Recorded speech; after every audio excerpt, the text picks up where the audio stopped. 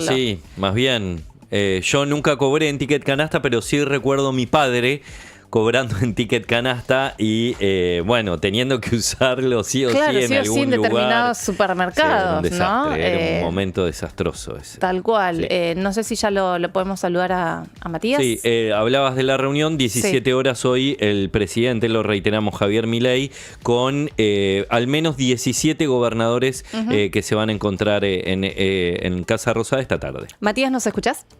Sí, acá Ahí estoy, estamos. se había ¿Cómo andás? cortado, me parece. Buen día. ¿Todo Buen día. bien? ¿Hola?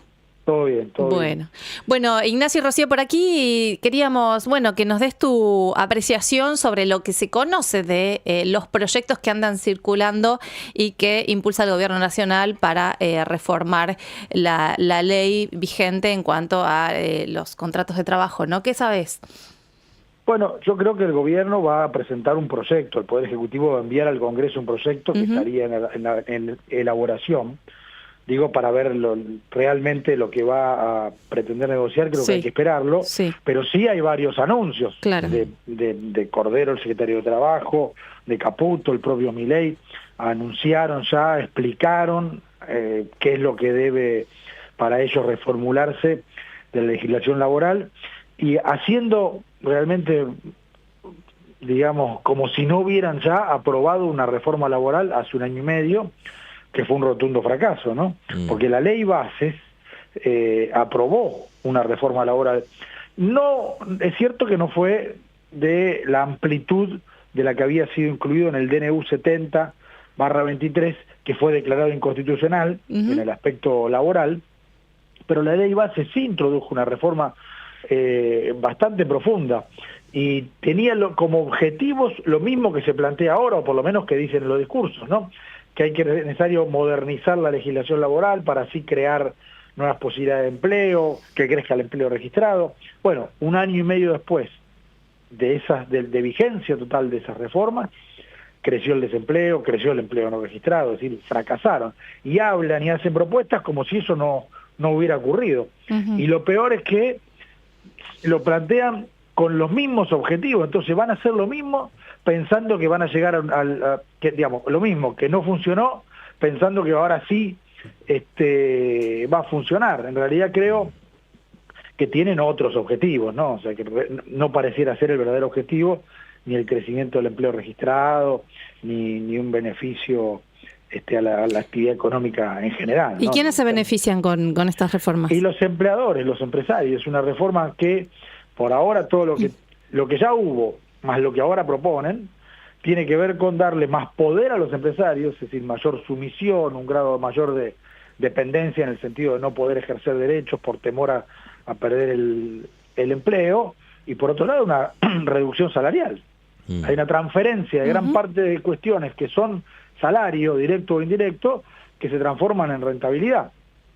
Porque estamos en una crisis, pero no es que hay una crisis en la cual todos pierden, ¿no? La rentabilidad de las empresas no ha caído y sí han caído muchísimo los salarios.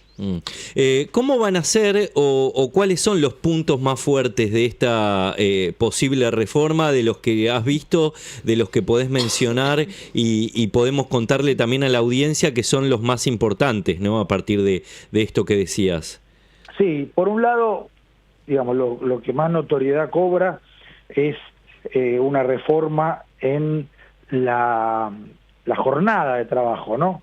Se habla del banco de horas, que eso también es paradójico, porque hablan de modernizar la legislación laboral. La ley de jornada de trabajo vigente en Argentina tiene casi 100 años, y si se trata de modernizarla, como hicieron gran parte de los países del mundo, se trataría, digamos, de reducirla, o por lo menos de hacer que todos los avances tecnológicos impacten en el mundo del trabajo de modo tal que se trabaje menos, haya más tiempo para la vida fuera del empleo, etcétera, etcétera. Nosotros mantenemos uno de los sistemas con mayor cantidad de horas de trabajo por semana, 48 horas, casi ningún país mantiene esa cantidad, y la propuesta es que además esas horas ya no se calculen por semana, sino por periodos más largos, y que uno no pueda, un trabajador, una trabajadora no pueda organizar su vida de modo tal que diga, que sepa cuándo ingresa, a qué hora ingresa y a qué hora sale, sino que tiene que estar de algún modo permanentemente a disposición de su empleador, que le dirá que un día puede trabajar 12 horas, que al otro día no venga, que el domingo recupere las 4 que le faltan, que el lunes venga 12 horas de nuevo, que el martes 8, así hasta llegar a una cantidad total de horas en un periodo, que puede ser en un mes, en 3 meses, hay que ver cómo se reglamenta eso, o cómo se legisla eso, y entonces solo después de ese periodo, si trabajó más de las horas que debe trabajar, tendrá derecho a cobrar alguna hora extra, pero si trabajó menos tendrá que devolverla, la hora que debe, ¿no? Bueno, un sistema donde se pierde la absoluta soberanía sobre la organización de la vida personal. Bien, entonces horas, salario y después la otra situación que tiene que ver con los despidos.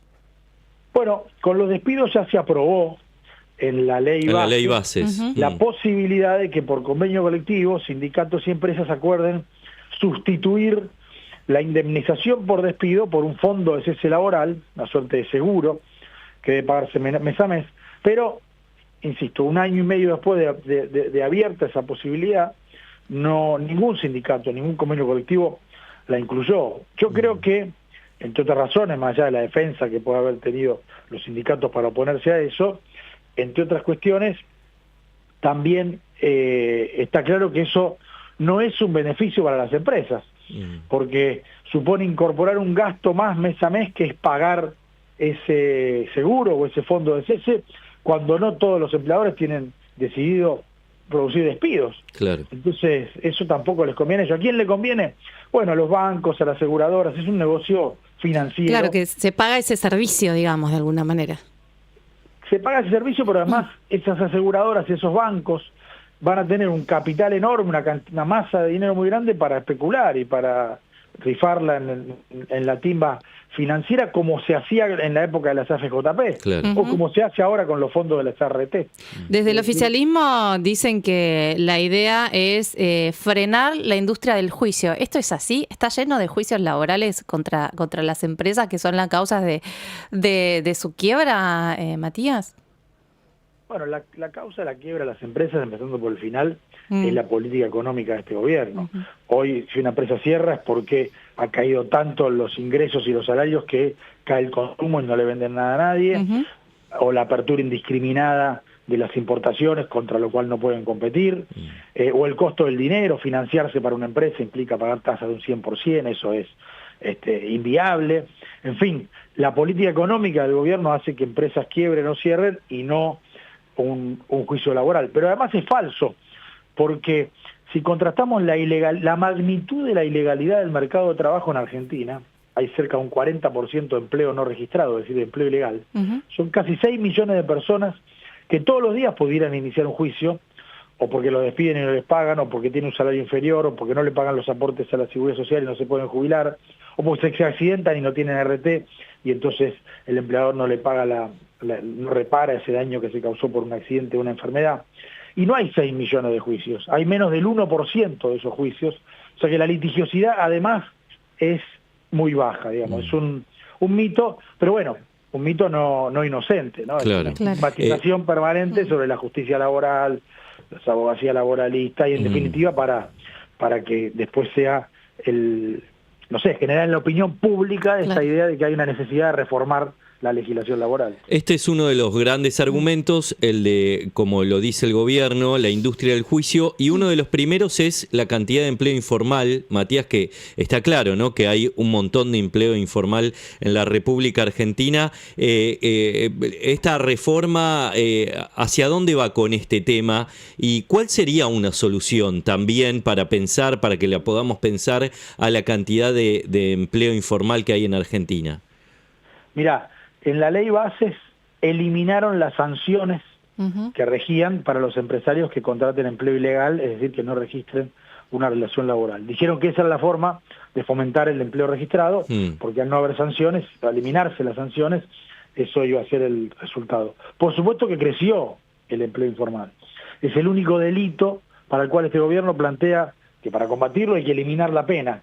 Claro, porque las víctimas son trabajadores, y en cualquier otro delito donde otras son las víctimas, sobre todo en materia de derecho de propiedad, lo que se plantea es aumentar las penas, la represión, en fin, todo lo que sabemos de la política penal o criminal del gobierno. Bueno, acá ya tuvieron una idea, ya la implementaron, y el resultado fue el contrario, creció el empleo no registrado. Entonces, ahora, insisto, no entiendo por qué haciendo lo mismo van a llegar a un resultado distinto. Este es uno de los requerimientos del Fondo Monetario Internacional. ¿Cuál es tu visión sobre esto? Sí, las reformas laborales, las reformas tributarias, las reformas previsionales son, en general, imposiciones del Fondo Monetario Internacional, del Banco Mundial. Antes estaba, todo eso era parte de lo que se llamaba el consenso de Washington en los años 90. Pero, en definitiva, es el capital, son los empresarios los que lo plantean. Sean porque son de multinacionales y entonces están allá también, o sean porque tienen una conciencia de clase, que los empleadores mucho más que los trabajadores se actúan de conjunto a nivel mundial y plantean la necesidad de estas reformas en todos los países, no solo en Argentina.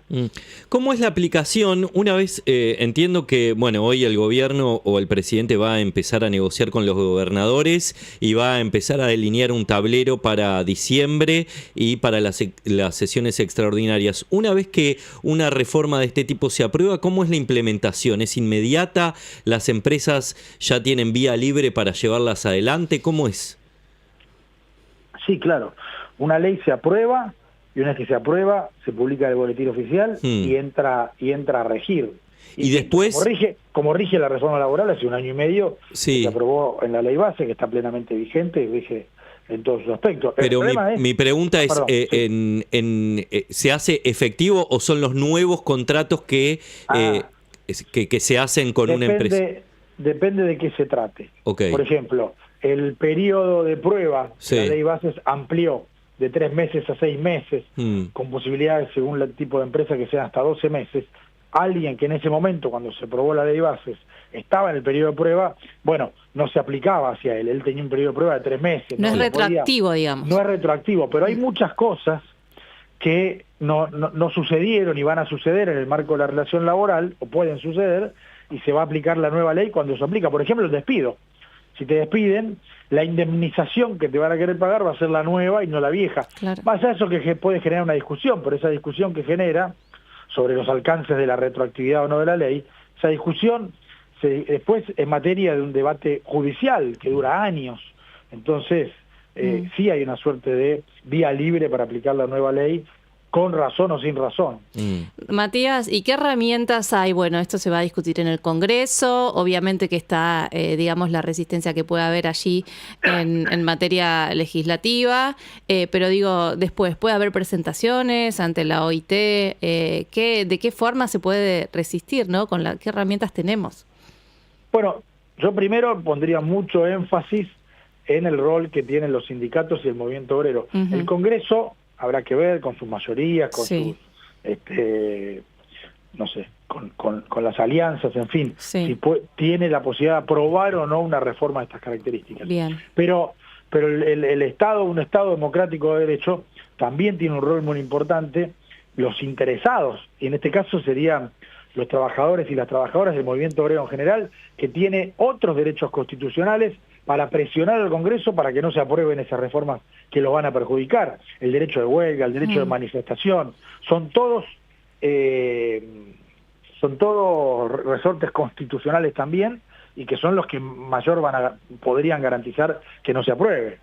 Ok, bien. Bueno, nos espera un panorama también de mucha manifestación, estimo, también resistencia en el Congreso, y bueno, veremos cómo se van dando las negociaciones también. Matías, gracias por esta charla y por ponernos en claro de qué se trata esta reforma laboral. Al contrario, gracias a ustedes. Hasta la próxima. Matías Cremontes, abogado laboralista, y muy claramente nos explicaba que los grandes beneficiados serían los empresarios, ¿no? El capital, los que tienen